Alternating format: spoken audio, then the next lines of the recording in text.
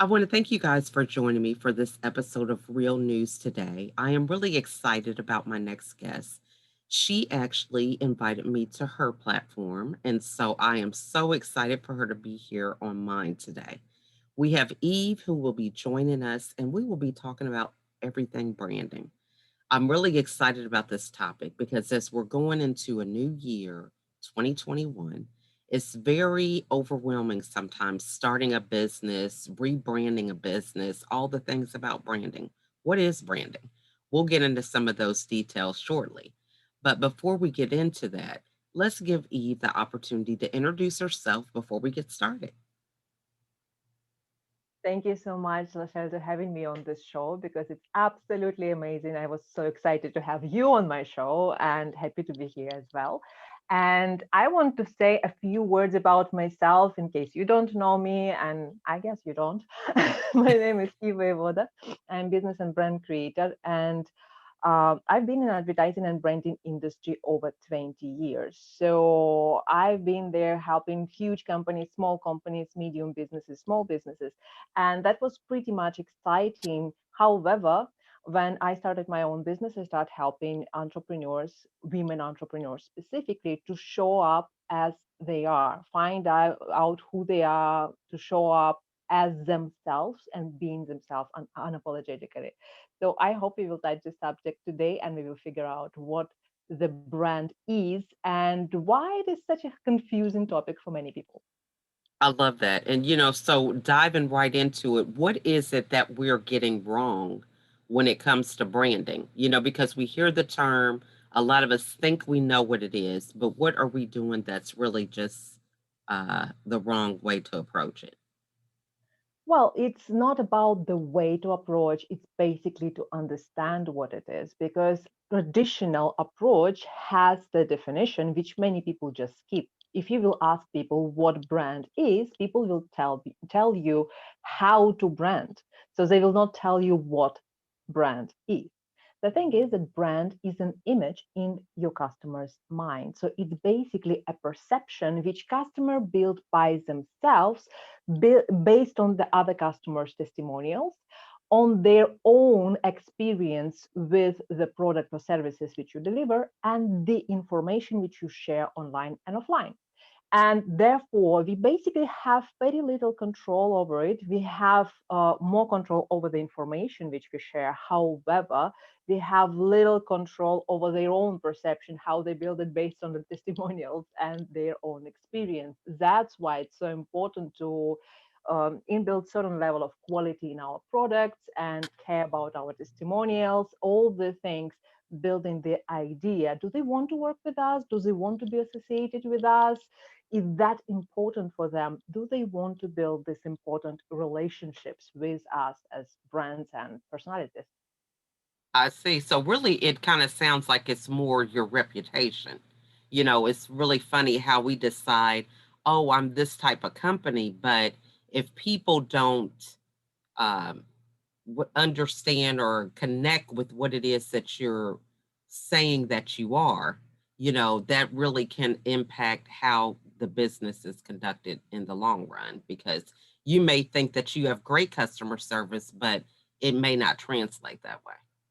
Exactly. That's why we need to be very consistent and, first of all, understand who we are. Because when we talk about personal branding and business branding, these are different things. And I usually say that the company can have three types of brands: the big brand. And within this big brand, we will have personal brand, we will have product brand or event brand, and the business brand. And each of these brands can communicate separately, exist separately, or exist under one big brand. So this is complex topic, and I only want to talk about personal branding on this interview because really for women entrepreneur, it's really important to be herself first, to figure out who is she and how she want to show up because it's a society problem when we suppress women. We do not allow them to be themselves.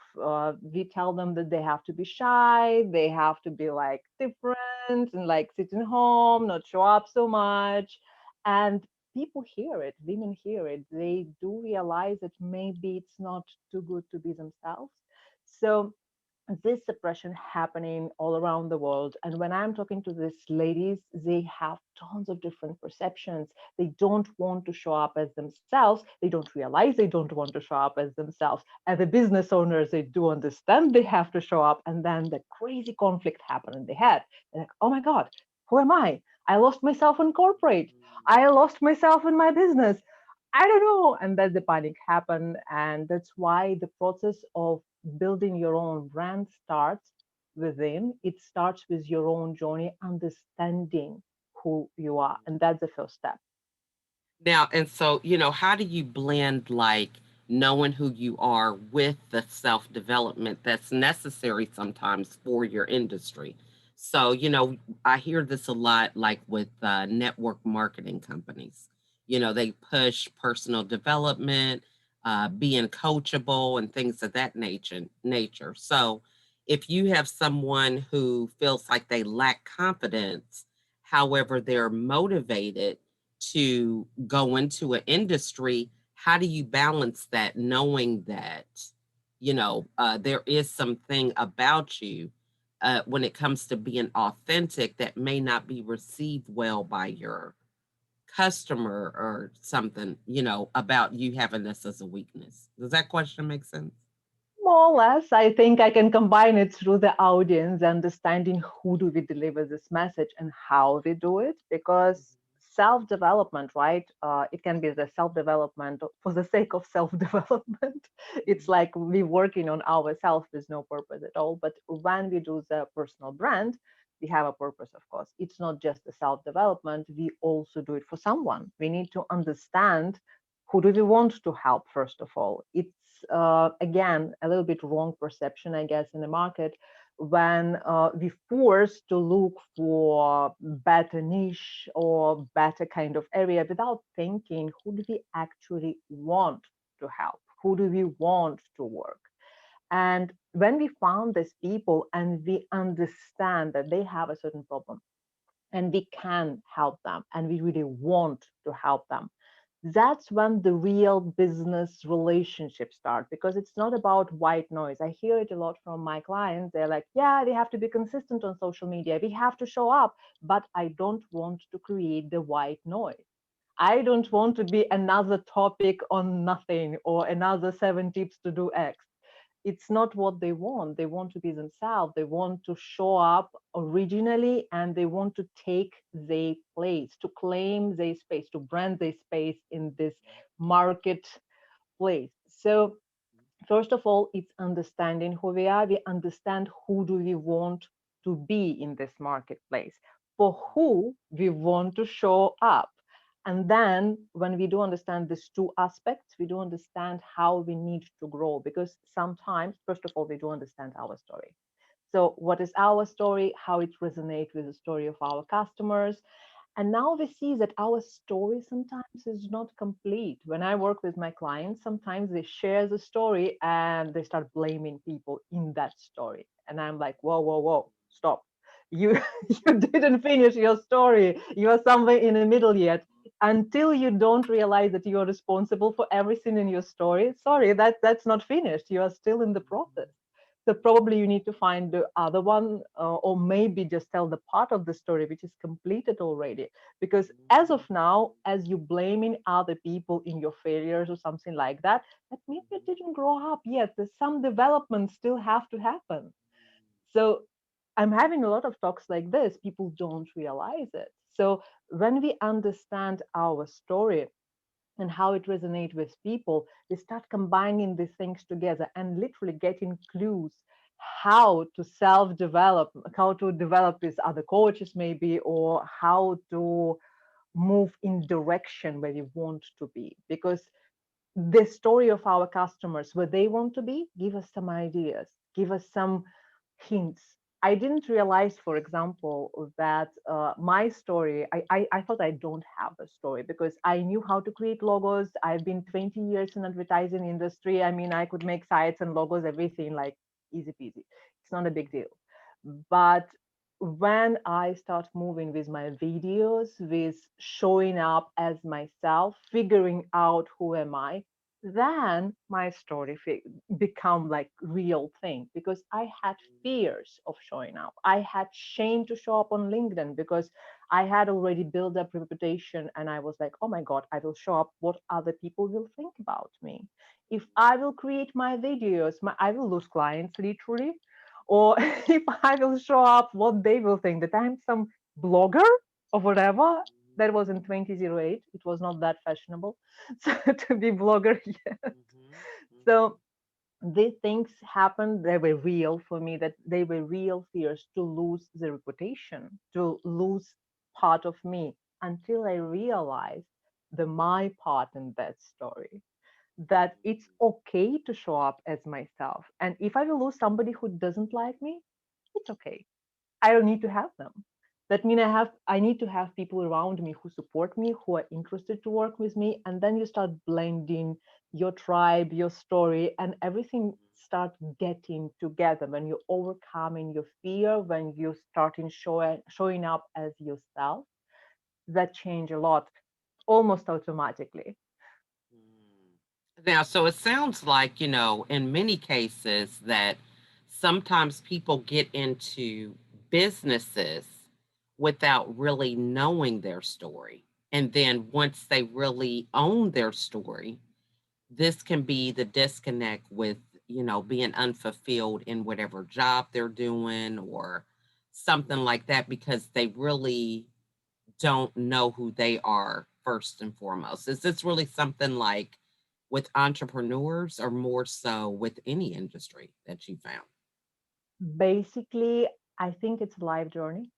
When we start, we Mhm. don't know who we are. Sometimes we don't have the story. Sometimes we just live in our story in circles. And when I learned about Joseph Campbell's story, the hero's journey story, the hero journey storytelling method, I figured out that we moving in circles all the time in our life. In any good story, it is moving in circles. It's like first we refuse the adventure. We want to change something, but we're refusing. Then we go outside of our comfort zone, and then we experience our fear, which is related to the story, and we overcoming it in a certain way, getting the experience. Then we don't want to move away from that uncomfortable zone because we are habitual to our stress and depression and crazy things which we get on the way. And then somehow in that traditional story, it's a magic carpet, right? So we're moving out from that uncomfortable area back to normal, and we start teaching the things. Now, this can be applied to our life in general. It can be applied to every single experience in our life. So we're living within the story every single time. When we realize how our story moves, we can even analyze what is going on in our life at the moment. So in which area of our life we are right now, and figure out, like, it, I think a very important aspect, who do we blame? And what kind of expectations do we have? Because when we are completely responsible for everything what is going on in our life right now, and we seriously live in the now, no anxiety about future, no depression about past, we do understand that our responsibility in action happening just right now. At that point, everything changes. At that point, we start living our story like true heroes. We really responsible. We're really sensing everything what is happening. It's basically mindful living when we're sensing what is happening in our life. And that the moment when our story become meaningful, and that's the moment when we start attracting more people automatically, because people love this kind of level of attraction, people who do understand what is going on in their life. I love that. And so, that probably would eliminate a lot of fear. So I know, for example, in my story, overcoming depression, but having that period of 13 years dealing with it, it was not in alignment with what I remember myself being growing up, so to speak. It was like I saw myself as successful. This period of depression, I saw as a failure. So now I am at a point where, how do I blend these two some way? because I didn't want to have the fear of, you have a successful business and then somebody comes and says, well, now weren't you depressed? Or don't I remember you from somewhere? And, you're like, oh my goodness, I can't believe they found out about this story of mine. So, I would think that it would be good to find a way to blend that to overcome that first so that you could have a stronger foundation for moving forward. In terms of fear, we have a lot of fears, not just like women entrepreneurs, but in general, entrepreneurs are very courageous tribe, I would say. It's people who just moving on with crazy ideas, sometimes without any real plan. They just see the idea and they like moving for that idea, and sometimes it works. So let's be realistic. Sometimes it doesn't, but entrepreneurs are successful, at least entrepreneurs, they're showing up again. Even if they fail, they overcoming this and they standing up and doing things again. And that's part which inspire people. So living in depression, let's say, it's not a failure, right? It's an experience which happened with you and for you.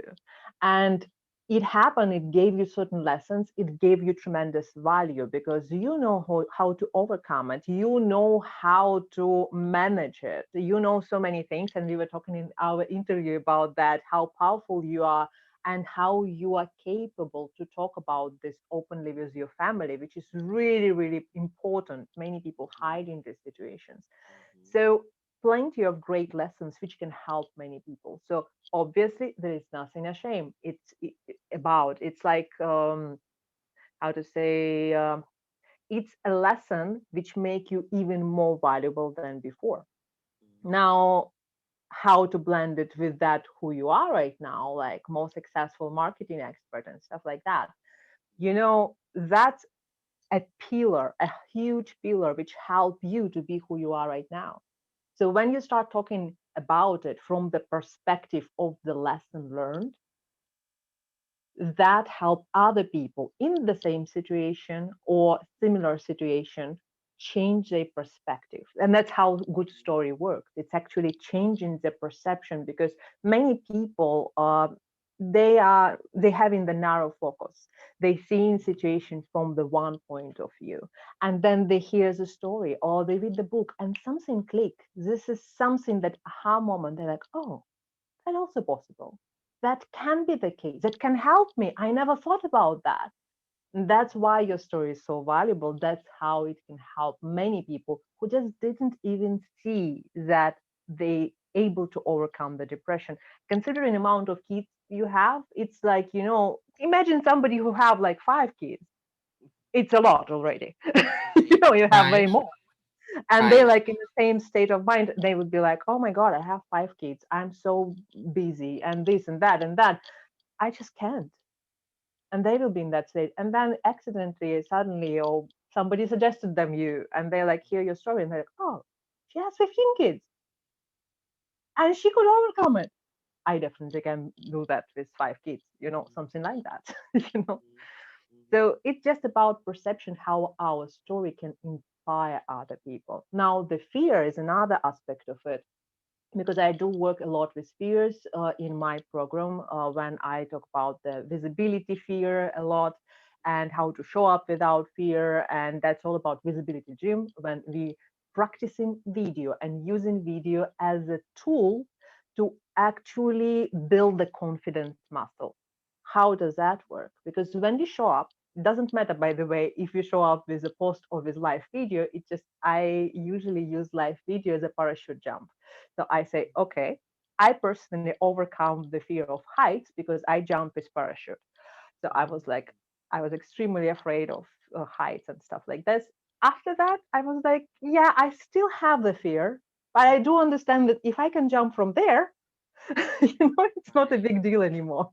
So it's Right. not about overcoming our fears, it's about dealing with our fears, understanding how to not make them rule us, how to not make us them control us. So we have to be in control of our fears. And that's why the live video practice can help many people with that, because it's really scary. There are plenty of fears, subconscious, instinctive fears, which are related to the visibility fears. And when we learn how to overcome it, we automatically learn how to overcome many other fears about storytelling, presenting ourselves to other people, talking to people who we don't know, maybe in presentations offline. So, I'm using live video as a tool to help people to overcome this and build up on it. Mhm. I love that. And, that is just a great point about teaching us to overcome and not for it to control us. I think that is really important because a lot of people think, there's this level of arriving and nothing being too hard for you or nothing making you afraid because, as you level up to another level, you might have 12 clients. Well, then you need to expand to have 25, which means you have to hire people or do a lot of the unknown things that you could be afraid of. But you say that it's just important to overcome that rather than feel that it's going to be completely eliminated. That is so true. And I mean, that is one of the things that I think is very important for people to remember regardless of what industry they're in or anything because when people see you in your zone of genius, that's the thing that kind of makes them like, well, they don't have any problems and they're not going to understand my situation. And you're showing up in the thing that you're gifted in, but that doesn't mean right when you get off camera, when you're going through editing or something like that, you're going to have that overwhelm about something that you don't know. Yeah, it's an amazing thing because I was curious about that, and I interviewed a little bit people like privately. These people were like podcasters, famous bloggers, people who showing up on a daily basis. So for other people, it's like they have zero fear. Logically, right? They're showing up every day. They have their own shows and stuff like that. And I think 99.9% of them told me exact same thing. They like, it doesn't mean I have zero fear of camera. I still have that anxiety sometimes. I still feel uncomfortable sometimes. I still have that trembling before I have to show up on the stage or something. But I know how to overcome it. I know how to handle it.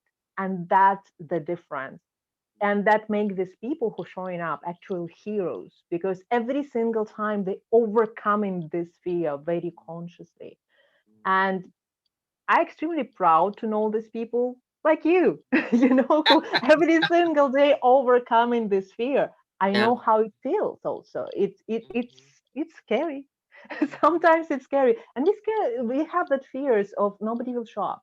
Nobody will like our videos, or people will say something bad about us, or we will say, oh my god, I'm not looking very nice today, I don't have enough makeup today, my dress is not good enough, or my environment is not rich enough. What people will think about me? Oh my god, my excellent lighting is not that excellent, and everybody will think that I'm a bad person or technically not savvy, whatever. Everybody have their own crazy fears.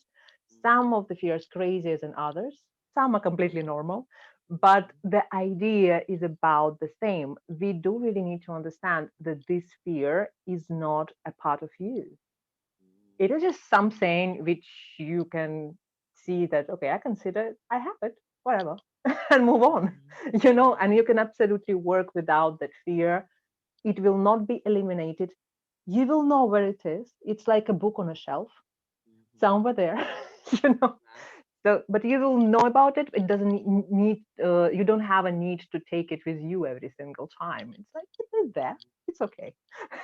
No longer needed in your life, and that's an interesting thing because I love that many of my clients from Visibility Gym, they start telling the same thing, which I'm like, ah, this is what I wanted. This is the thing. Yeah. Like they say they overcome their fear. And at that moment, they start figuring out who they are because the fear didn't allow them to be themselves. And many times I say that you really want to build a brand, check out your biggest fear and move exactly in that direction.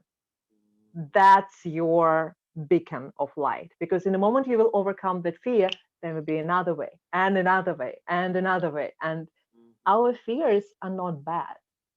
They're helping us to move to the right direction. They're helping us to not do bad things sometimes. So Mhm. it's not about killing fears, it's about learning how to use them and make them good for us, something Mhm. like that. I love that because, I had to do a presentation. This was a couple weeks ago at a Toastmasters um, organization. I've never done it before. And I had to go behind a speaker. Everything is timed. They count your ums and ahs or whatever, those little add in words. And so it was very, it was a nice, relaxed environment. However, it was a little nerve wracking because they're counting these things, they're timing you and all these different things. And so the person who went before me, I was the keynote speaker, they went over their time. So they said, "Hey, you're at 8 minutes." And, this story was really heartfelt that they were relaying. It just was really awkward. So it was like I had to follow that. And I used that fear to really be more animated and passionate about my topic because, at that moment, I thought I could either, you know, cower down to this fear and really get off center, or I can use this energy in a more impactful way. And based on the response, they thought that I did a good speech, but it was that feeling of, oh my goodness, what am I going to do? You know what I mean? I got to do Absolutely. whatever I can to get past it because I was feeling their anxiety from them and what they were sharing. Does that make sense? Absolutely. And I have a story about that. Literally, it was I was 24, 23, or something like that. So I was very young. And that was the time when I built the idea how to overcome the fear. Pretty weird idea. But that happened because I had to open an exhibition. And I didn't know about that. So I figured that out in the moment I had to open the exhibition because somebody asked me to help them with the opening. So I was like, okay, how much time you have? They're like 1 hour. This was my kind of classmate in art academy. And I was like, guys, you were like absolutely unprepared. Thank you so much for putting me in this position and didn't ask me about this like Mhm. a month before. But okay, I will save you all as usually I do.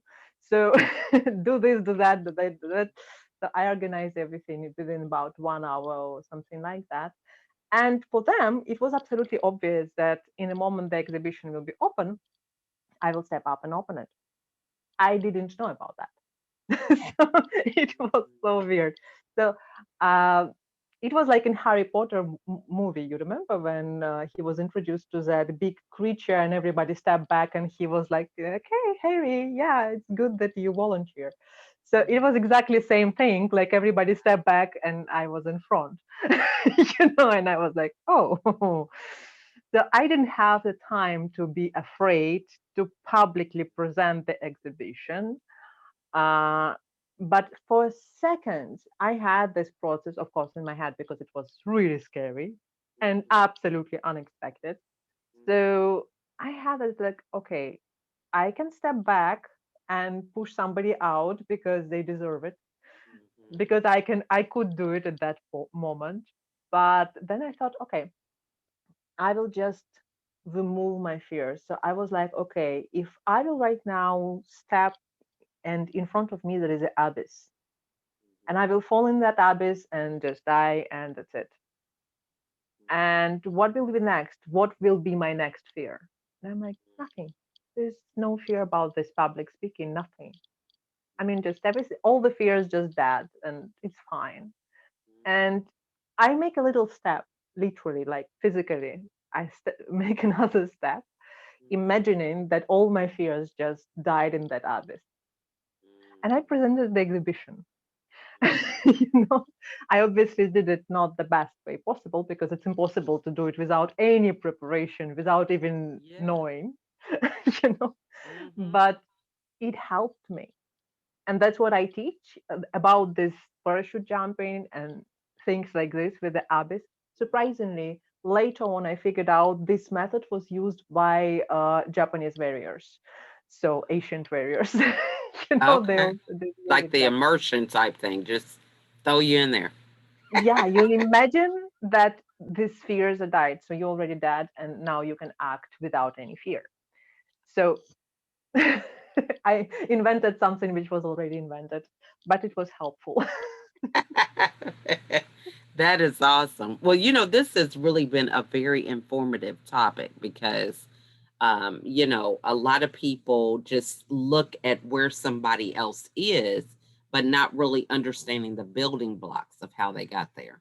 So, what is it that is what would you recommend for somebody in terms of, what you offer to help them with some of these fears as they move into 2021?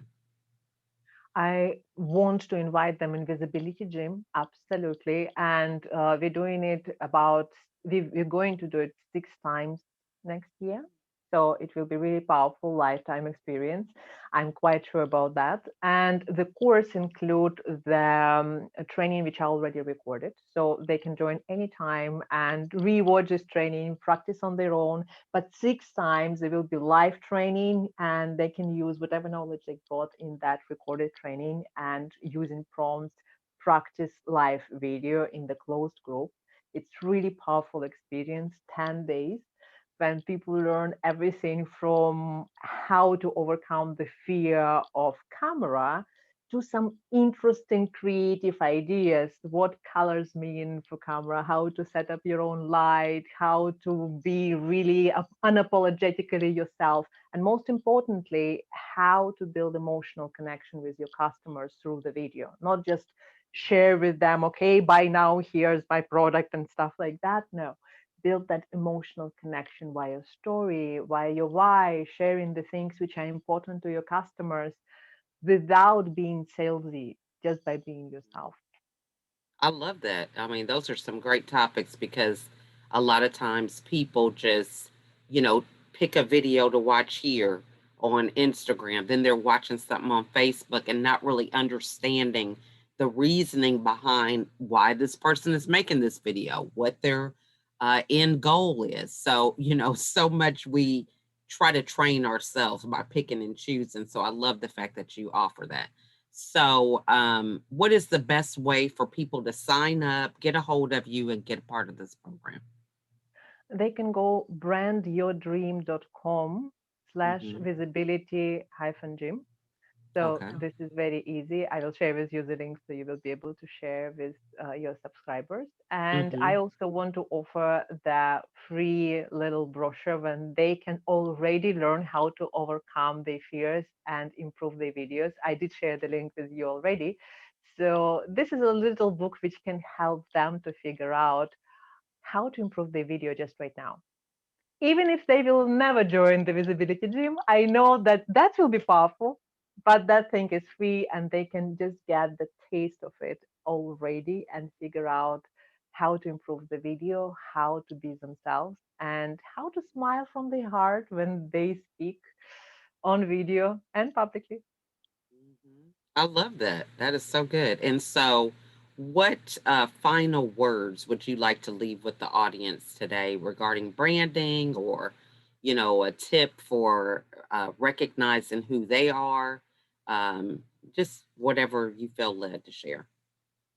I absolutely want people to encourage themselves in New Year because we are in this time to be themselves and open up to themselves, be honest with themselves, who they are, who do they want to be, who do they really want to help, and just do that, what is close to their heart, really enjoy every single moment of their life, because that is actually changing everything in life. When we truly love what we do, when we truly enjoy what we do, people start love to connect with us because they can sense it. They can feel that we are joyful and amazing people. And that's what I wish to everybody because it's really amazing to enjoy our lives, even in the times which we have. They're a little bit difficult right now, but Even then, focus on joy, focus on fun, focus on happiness. Aligned within yourself is your story that will help you to have really, really different and much, much happier life. I love that. And great advice, because so many times we lose ourselves, this comparison thing that happens a lot on social media. So I really think that is great advice. So for everybody who is watching, I encourage you to reach out to Eve. She is phenomenal in what it is that she does. And remind everybody the Facebook group because they can have access to look at some of your work there, right? Yeah, absolutely. Facebook group, it is brand with video, but you can find me everywhere with that ad brand your dream. So, Mhm. or add Eve Voyevoda. So, very easy to find me. Awesome. But yeah, so I would encourage you guys to hop on her Facebook group because you can get a lot of insight and content from a lot of her guests, just the tips and tricks that she shares. So it's very important to make sure that when you find somebody that resonates with you, that you follow through. So often we're just like, yeah, I'm going to call them or reach out, and you keep on scrolling. Well, stop the scrolling, get with somebody that's going to help you be able to move forward personally in terms of your branding. And I just think it's some great nuggets. I encourage you guys to go back and watch this video again, take notes, and take action. Okay. So, again, Eve, just want to thank you for taking the time to share your insights and appreciate everything that you have shared with us today. And hope to have you come back again and give us some more insight as people decide these New Year's resolutions. And then by the middle of the year, it's like, okay, what happened to the resolution? You can help us move forward. Okay. Absolutely. Let's do it. All right. Well, we want to thank you guys again for watching. You guys have a wonderful holiday, and we will see y'all in the next episode. Bye for now.